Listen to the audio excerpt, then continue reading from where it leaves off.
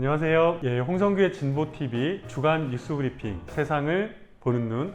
벌써 12월 셋째 주예요. 연말이 되니까 시간이 점점 빨리 가는 것 같은 느낌이 드는 것 같아요. 여러분은 어떠신가요? 그리고 어제 오늘 수도권에 눈이 엄청 많이 내렸어요. 아마 대부분의 사람들은 이제 첫눈이다 이렇게 느끼셨을 텐데 날씨도 많이 추워졌는데 건강 조심하시길 바라겠습니다. 오늘은 특별히 들어가기 전에 먼저 전해드릴 소식이 있습니다. 제가 또 약속을 잘 지키는 유튜버 아니겠습니까? 지난번에 말씀드렸을 때 국회의원회관에서 노동교육, 노동인권 교육과 관련한 토론회가 있었다고 말씀을 드렸잖아요. 후속 보도를 드리겠습니다 이렇게 약속을 드렸고 댓글로도 기대가 된다 이런 또 단문이 있어가지고 제가 또 준비를 했습니다. 정의당의 류호정 의원실에 전화를 해서 자료를 좀 부탁을 드렸는데 굉장히 친절하게 응대를 해주셨고 자료를 메일로 보내주셨어요. 2022년 개정 교육과정 노동교육은 얼마나? 라는 제목이었습니다. 그 중에서 현행 교과서에서는 우리 청소년들이 노동과 인권을 어떻게 배우고 있나 라는 조사된 부분이 있었는데요. 이 조사를 수행했던 곳은 교육 노동자 현장 실천이라는 곳이었는데요. 지금 초중 고등학교 과정에 있는 모든 교과서를 전수조사한 건 아니에요. 되게 어려웠겠죠. 일단은 현행 교육과정에서 노동이 단원의 소재로 될 수 있는 과목을 선정을 했고요. 출판사는 무작위로 2개에서 4개 정도까지 선정을 했대요. 보수적, 진보적 지필진 등을 고려해가지고 균형을 좀 맞추려고도 했다고 하네요. 아마 대부분 사회 과목 쪽이었겠죠. 뭐 도덕이나 윤리와 사상, 생활윤리, 뭐 이제 이런 영역들과 더불어서 특성화 고에만 있는 교과목도 있어요. 성공적인 직업생활이라는 교과서고요. 경기도에서 발행한 민주시민 교육도 분석 대상에 포함을 시켰다고 합니다. 지난번에 말씀드렸던 것 중에서 이런 내용이 있었죠. 기억나실라 모르겠네요. 임금이라는 것은 노동력을 사고 파는 노동시장의 자유로운 경쟁 속에서 결정된다. 인위적으로 임금을 올릴 경우에는 경제 상황과 노동자 모두에게 악영향을 끼칠 수 있다라는 정말 이 말도 안 되는 조항이 있었는데 제가 더 사실 약간 충격적이었던 것은 이 문구가 실린 곳이 일반 교과서가 아니라 민주시민 교육 교과서에 또 이런 내용이 실렸을 줄은 참 상상도 못했네요. 그리고 이런 부분들도 있어요. 복지정책이 강화됨에 따라 국민의 복지 의존성이 높아져서 국민의 근로 의욕이 줄어들고 사회 전체의 생산성과 효율성이 저하되는 복지병과 같은 부작용이 발생할 수 있다. 참 기가 막히죠. 대한민국의 사회복지 수준은 OECD 국가들 중에서도 거의 최하위잖아요. 대한민국에서는 사실은 걸리려고 해도 걸릴 수 없는 병이 복지병 아니겠습니까? 사실 이제 이런 교육을 받고 나면 사회복지 수준을 높이자라고 하는 요구에 대해서 불편함을 갖게 되겠죠. 그렇죠? 저는 말도 안 되는 기술이라고 생각을 합니다. 그리고 또 문제가 되는 거는요. 제가 아까 특성화고에만 존재하는 성공적인 직업생활이라는 교과목이 있다고 했잖아요. 근데 이 교과목에서 산업재 관련해서 뭐라고 기술을 해놨냐면 전체 사고의 10%가 개인 안전보호구를 사용하지 않았기 때문이다. 57%는 작업자가 행하는 불완전한 행동이 원인이었다. 사실은 산업재해의 원인을 노동자에게 떠넘기고 있는 기술이라고 볼 수 있습니다. 아니, 개인 안전보호구를 사용하고 싶지 않은 노동자가 어디에 있겠어요?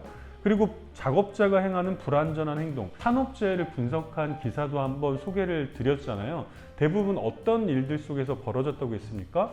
원청, 하청, 재하청 이런 사이에 의사소통이 되지 않으면서 그리고 똑같은 생산 공정에 있는 노동이 분할이 돼 있으면서 서로 소통이 안 되면서 예를 들면 큰 기계를 운용을 하는데 이 기계를 운용하는 사람과 이 기계를 설비하는 노동자가 서로 다른 업체에 원청과 하청 이렇게 소속이 돼 있으면서 기계가 고장나서 설비를 해야 되는데 이 기계를 운용하는 노동자는 그 통보를 못 받아서 기계를 스위치를 ON으로 눌렀다가 설비하던 노동자가 끼임이라든지 추락이라든지 이런 사고를 당해서 심지어는 사망에까지 이르는 경우도 있었잖아요. 이런 건 사실은 대부분이 시스템적인 문제에서 나오고 있는 건데 특성화고에서 교육을 받고 있는 성공적인 직업생활에서는 이 산업재해의 많은 영역을 노동자, 개인의 책임으로 돌리고 있는 아주 문제적인 이 요소들이 있었습니다. 그리고 또 사회보장제도는 경쟁에서 패배한 자에 대한 배려다. 뚜껑 열리시죠? 패배한 사람이 최소한의 삶을 살아갈 수 있도록 기초생활보장법을 마련해야 된다. 아니, 교과서로 공부를 하는 학생들 중에서도 기초생활보장법에 의해서 수혜를 받고 있는 학생이 있을 수 있잖아요. 그럼 학생은 우리 집은 패배한 가정인가? 라는 생각이 들 수밖에 없겠죠. 국가의 책임은 국가 안에서 살고 있는 이 사람들의 인종이나 성별이나 장애 유무라든지 그 어떤 이유로도 차별받지 않고 인간적인 생활을 영위할 수 있도록 보장하는 데 있다고 저는 주장을 합니다. 그게 국가의 책임이잖아요. 그리고 제가 사실 가장 빡쳤던 건 뭐냐면 이게 또 경기도의 민주시민교육 교과서에 이런 내용이 있었어요. 제가 또 이 학교 비정규직 노동자들 노동조합을 만들 때부터 지금까지 10년 동안 제가 살고 있는 학교 비정규직 노동조합 경기지부 화성지회 교육위원이기도 하거든요. 최근에만도 경기도에서는 경기도 최진선 지부장님이 교육청 앞에서 단식 농성을 천막 농성을 하다 안 돼서 철탑을 세워가지고 고공 단식 농성까지 보름이 넘도록 진행을 했었잖아요. 근데 이런 학교 비정규직 노동자들의 싸움과 파업에 대해서 학생들을 고려하지 않은 이기심이다. 학교 비정규직 연대회의는 어린 학생들을 볼모로 이익을 챙기려는 모습을 보이고 있다. 이렇게 기술이 돼 있다고 하네요. 이거 진짜 전 깜짝 놀랐어요. 그것도 일반 교과서가 아니라 민주시민 교과서에서 말이죠. 이거는 제가 학교 비정규직 노동조합에 연락을 좀 드려야 될 것 같아요. 이 방송을 듣고 계신 분 중에 학교 비정규직 노동조합이 연관된 분이 계시다면 이 문제는 학비 노조에서 경기도 교육청에 공식적으로 항의를 하고 삭제를 요구해야 될 대목이 아닐까 싶습니다. 오늘 인트로 조금 길었죠? 그러나 약속은 지킵니다. 혹시 이 자료집을 꼭 받아보고 싶다 이런 분이 있으시면 댓글창에다가 성함이랑 이메일 주소를 알려주시면 제가 자료집을 이메일로 아주 친절하게 보내드리도록 하겠습니다. 왜냐하면 저는 친절한 유튜버 홍성규니까요. 첫 번째 뉴스는요, 한겨레신문에 나왔던 기사인데요. 대구와 경북에서도 생활임금을 받을 수 있게 됐다라는 기사라고 합니다. 노동자가 최소한의 인간다운 삶을 보장받을 수 있도록 인간적, 문화적 생활이 가능한 임금으로 최저임금보다 조금 높게 책정을 하는데요. 지난 2014년에 광역자치단체 중에서는 경기도가 가장 먼저 시행을 하고 나서 전국의 17개 시도 중에서 대구와 경북만 빼고 생활임금 조례가 다 제정이 되어서 시행이 되고 있죠. 그리고 당연히 광역자치단체에서 진행을 하기 때문에 전체에 적용되는 건 아니고 전체 노동자에게 적용되는 건 최저임금이잖아요. 그래서 예를 들면 시청이라든지 공사, 공단, 출자, 출연기관, 이 광역자치단체 사무를 위탁받은 기관 같은 곳에서부터 여기에 종사하는 노동자들에게 적용이 되는데요. 대구시의회는 지난 17일 날 그리고 경북도의회는 지난 14일 날 이 조례가 통과가 됐어요. 그래서 생활임금 제도가 전국적으로 시행이 되게 되었다는 뉴스인데요. 여기서 제가 이 기사를 굳이 꼽았던 것은 좋은 소식인 것 같죠? 그러나 저는 굉장히 불편하다는 생각을 했습니다. 왜냐하면 전체 노동자에게 적용되는 최저임금 제도가 있잖아요. 그런데 우리는 왜 생활임금 제도를 또 고민을 해서 보완을 해야 할까요? 최저임금이 최저임금으로서의 기능을 못하고 있다는 거죠. 최저임금이 최소한의 인간적 삶을 영위할 수 있는 비용조차도 생계 비용조차도 안 된다는 판단이 들었기 때문에 광역자치단체별로 생활임금 조례를 만들었던 거잖아요. 여기서 문제가 생기는 거죠.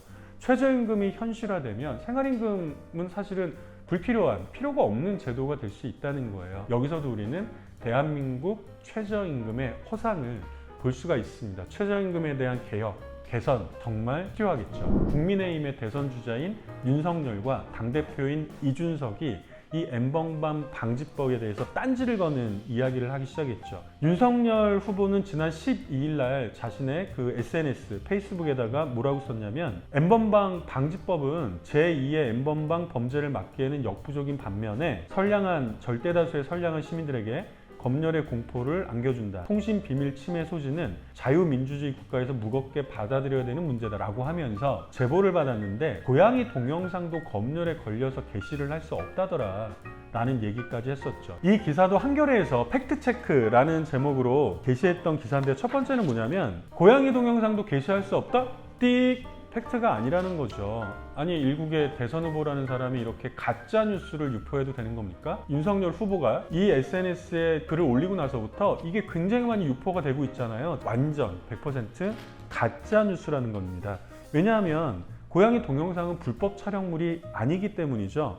이 법의 시행으로 인해서 공유가 제한되는 콘텐츠는요, 방송통신심의위원회가 불법 촬영물이나 아동 청소년 성착취물로 규정한 일부 영상물 등에 불과하다고 합니다. 여기서 말하는 일부라고 하는 건 이미지나 영상과 관련된 내용이기 때문에 그런 건데요. 아니 고양이 동영상이 왜 불법이거나 아니면 성착취물이 되겠어요?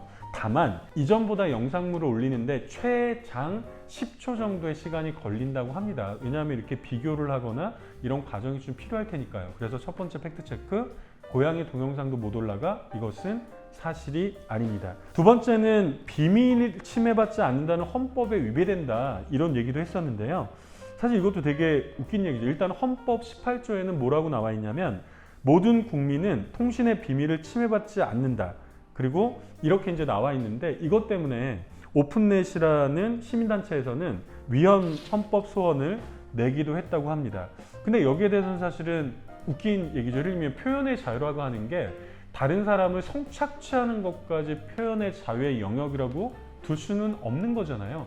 그래서 이거는 사실은 통신 비밀 침해 이런 거에 대해서 해당이 되는 사항이 아니라는 겁니다. 그리고 세 번째로는 원래 N번방이 시작이 됐던 곳이 텔레그램이었잖아요. 이 텔레그램을 못 막으니까 실효성이 없다라고 하는 건데요. 일단 이 법안은 텔레그램에는 적용이 되지 않아요. 이게 이제 외국에 이 본사를 둔 기업이기 때문에 적용이 안 되는 건 아니에요. 왜냐하면 이 법안은 구글이나 페이스북에 대해서도 적용이 가능하거든요. 근데 텔레그램이 적용되지 않는 이유는 뭐냐면요, 텔레그램이 사적 대화창이기 때문이라고 합니다. 사적 대화는 검열하지 않아요. 예를 들면 페이스북이나 뭐 구글이나 이런 데서는 오픈 채팅방들이 있잖아요. 카카오톡도 마찬가지고요. 이렇게 누구나 들어올 수 있는 오픈 채팅방에서는 이것이 이제 제한이 되지만 개인적으로 왔다 갔다 하는 이 사적 대화창에 대해서는 아직 제한이 되지 않는다고 합니다. 그럼 또 많은 분들이 이렇게 고민하시겠죠. 아니 텔레그램에서도 이렇게 초청을 하면 광범위한 오픈에 가까운 채팅방이 열릴 수 있는데 이거 규제해야 되는 거 아니야? 맞는 말씀입니다. 그래서 사실은 이 N번방 방지법도 사실은 약간 부족하고 허점이 있을 수 있죠. 윤석열 후보가 얘기한 것처럼 역부족이다. 맞을 수 있습니다. 그러면 역부족이면 이것이 부족함이 없도록 개정하고 보완하는 것이 필요하지, 지금 어렵사리 만든 N번방 방지법도 불필요하다, 이렇게 얘기하는 건 사실은 되게 웃긴 일이죠. 심지어는 지난번에 사실 이 N번방 방지법이 제정됐을 때 국민의힘에서 대부분의 의원들이 다 찬성했잖아요. 그러더니 이제 대선 후보와 당대표가 나서서 이 법을 무력화시키려고 하는 것에 대해서는 굉장히 분노하지 않을 수 없습니다. 그래서 윤석열 대표에게 이렇게 얘기를 해줘야 되겠죠. 보완책을 내놓으십시오. 뭐에 동의한다면 이 성착취라는 범죄가 없어져야 된다는 이 명제의 대전제에 동의한다면 보완책을 앞장서서 내놓기를 촉구합니다. 장애인 고용 불이행으로 이번에 공개된 곳이, 올해 공개된 곳이 515곳에 이른다고 하는데요.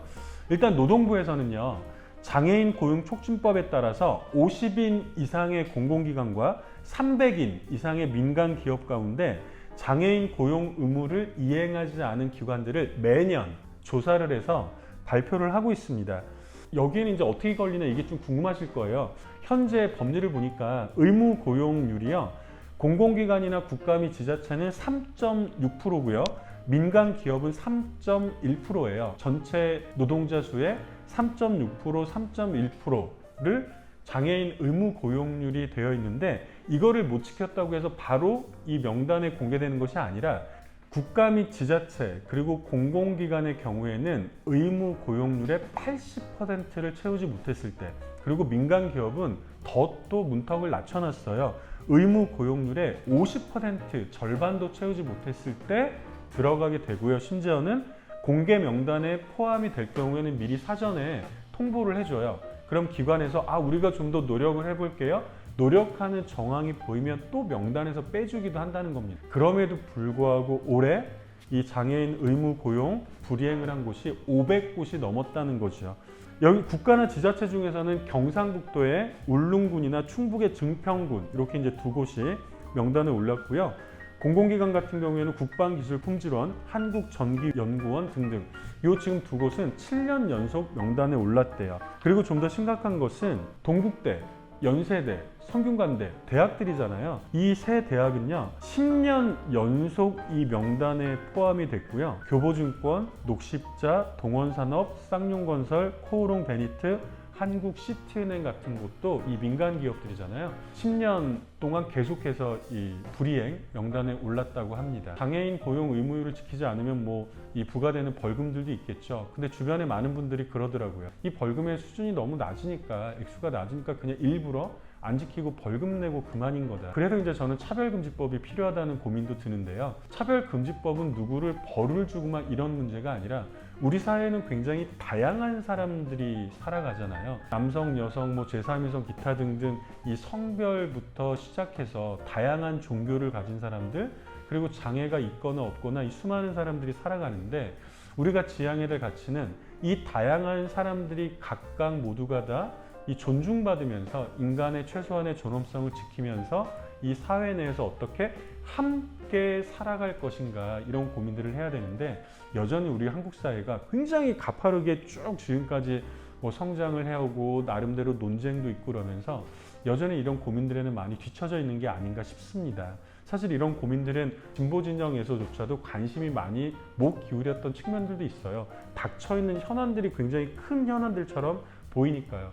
그러나 이런 고민들이 이제 우리 사회에 가장 중요한 문제로 부상하고 있다는 것에 대해서는 우리 모두가 사실은 인정하고 고민해야 되지 않을까 이런 고민이 들었습니다. 지난 16일 날 나왔습니다. 이건 한번 읽어보시기를 권해드려요. 왜냐하면 지구를 이렇게 계속 두실 겁니까? 올해 기후위기 33장면. 세계적으로 기후위기가 관련한 부분을 33장면을 꼽았는데 제가 이 짧은 방송에서 많은 분들이 길다고 또 항의를 하시더라고요. 줄여야 되는데 여기서 33곳을 다 설명해 드릴 수는 없잖아요. 그래서 꼭 한번 살펴보시고요. 스페인의 마드리드에 눈보라가 몰아쳤다고 하는데 제가 그냥 보기에는 스페인의 마드리드 정도면 막 이렇게 눈보라가 치는 그 위치한 곳은 아니잖아요. 기후위기랑 연관이 있을 거라고 하는 거죠. 그리고 예를 들면 전체적으로 비가 내리는데요. 스페인의 마드리드에서 눈보라가 몰아쳤던 것처럼 비가 내리면 약간 이상한 곳이 있죠. 어디겠어요? 남극이나 북극이죠. 여기는 얼음들이 다 빙하가 얼어 있는데 빙하라고 하는 건 내리면 눈이 내리던지 이렇게 돼야 되는데 이 빙하 위로 비가 내렸다는 거죠. 지구 온난화가 사실 그만큼 심각한 상황이라고 볼 수 있는데 지난 9월 4일 날 그린란드 그러면 이제 북극해 쪽이잖아요. 빙산 위로 비가 내렸대요. 이건 온도가 많이 올라갔기 때문에 그랬다고 하는 거고요. 사실은 사람의 탐욕, 인간이 잘못해서 기후위기가 관련돼서 굉장히 상징적인 피해가 있었던 곳도 있습니다. 예를 들면 아르헨티나, 남미 쪽으로 한번 가볼까요? 아르헨티나의 파타고니아라는 지방이 있는데 코르포 호수에 빛깔이 핑크빛으로 물들었어요. 이게 석호 호수인데요. 물든 이유가 뭐냐면 이 근처에 수산 가공 공장이 있거든요. 이 수산 가공 공장에서 새우를 처리하는데 사용하는 약품이 아황산 나트륨이 포함된 약품이라고 하는데 이 폐기물을 호수로 그냥 다 버려버린 거죠. 인도 같은 경우에는 여러분 아시는 것처럼 겐지즈 강에서 그 축제 기간에 목욕들을 다 하잖아요. 근데 이 강물이 부글부글 거품이 끓어오르기 시작했다는 거죠. 이유가 이 상류 지역에 산업 폐기물, 유독성 이 물질을 포함하고 있는 산업 폐기물이 마구마구 방류가 되었기 때문에 그래서 이 축제 기간에 인도의 주민들이 시민들이 겐지즈강에서 목욕하는 의식을 제대로 치르지 못했다는 소식도 포함이 되어 있습니다. 기후위기 이번 대선에서도 중요한 쟁점이 돼야 되는데 그리고 우리나라는 어떻게 이 기후위기에 대처할 것인가 얘기가 좀 많이 돼야 되는데 거의 얘기가 되고 있지 않죠. 쟁점이 없어진, 정책이 없어진 이런 선거가 아닌가 싶은데 이 와중에서도 또 시민사회단체와 5개 정당에서 기후정의 대선을 위해서 공동의 투쟁이 필요하다 이렇게 해서 본부를 꾸렸더라고요. 지난 14일 날 기후 대선 운동본부를 발족을 했어요. 기본소득당, 녹색당, 미래당, 정의당, 그리고 우리 진보당 이렇게 5개 정당이 함께 했고요.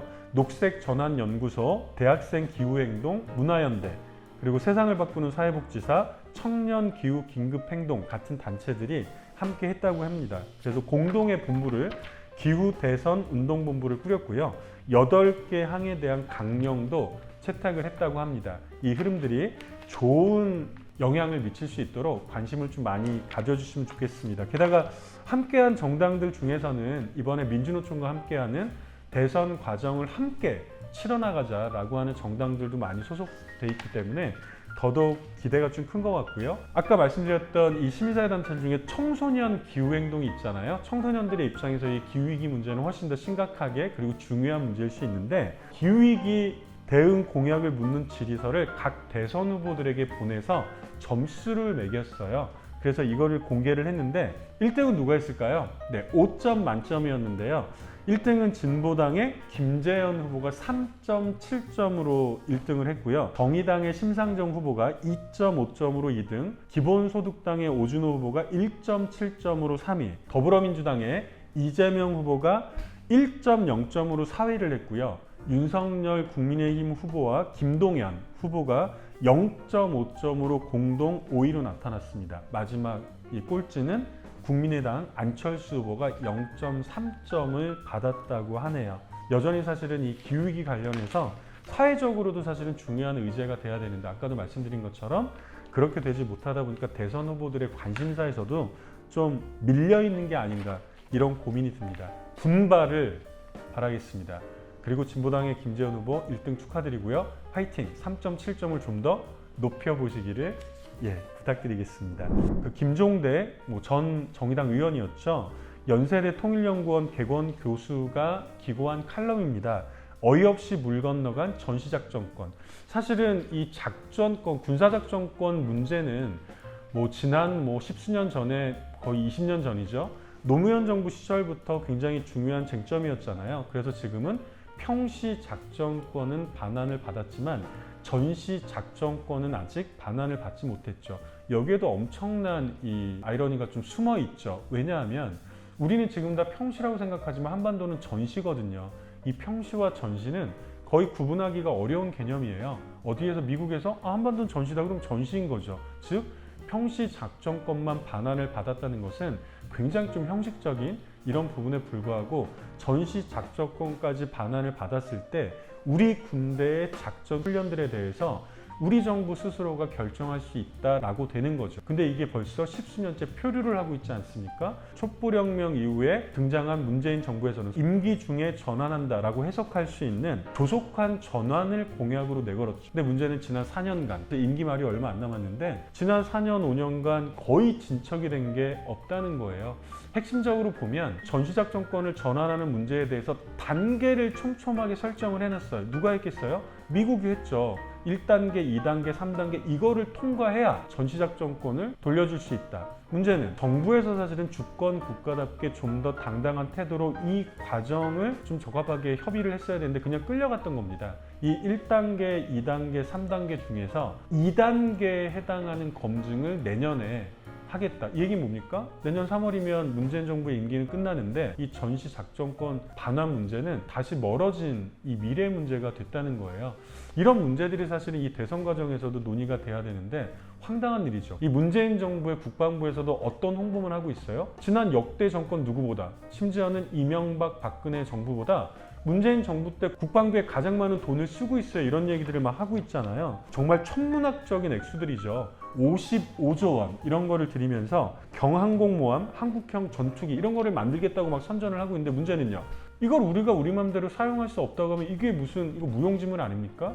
이런 현상이 지금 계속 진행되고 있다는 거예요. 그것이 이번 대선의 문제라고 할 수 있겠고, 진보 진영이 단일하게 단결하면서 이런 중요한 민생 의제들, 평화 의제들, 통일 의제들을 공식 이 대선의 주요 의제로 올리는 이 역할을 해야 되지 않을까 싶습니다. 역시 우리들의 힘이 필요하겠죠. 여기까지 해서 오늘 5가지 소식 모두 전해드렸습니다. 인사드리기 전에 이 뉴스 하나만 더 전해드릴게요. 매년 연말이 되면 교수 사회에서 올 한 해를 설명할 수 있는 사자성어 뽑는 거 알고 계시죠?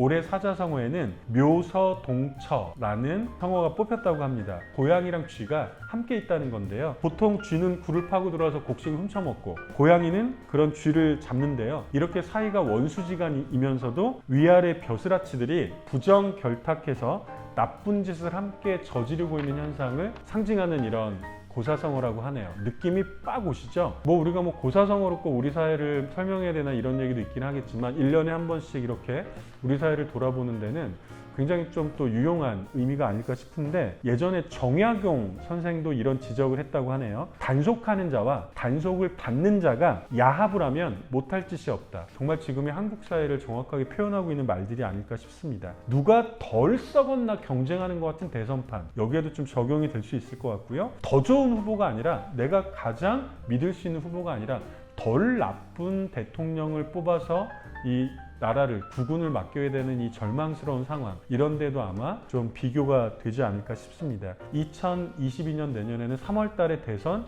6월 달에 지방선거가 있는 중요한 해이기도 합니다. 내년 연말에는 좀 더 희망차고 밝은 기대를 품을 수 있는 사자성어가 나올 수 있기를 기대해 보면서, 그럼 누구의 힘이 필요해요? 우리들의 노력과 힘이 필요하겠죠. 12월 셋째 주 홍성규의 진보TV 주간 뉴스 브리핑 세상을 보는 눈 모두 마치도록 하겠습니다. 고맙습니다.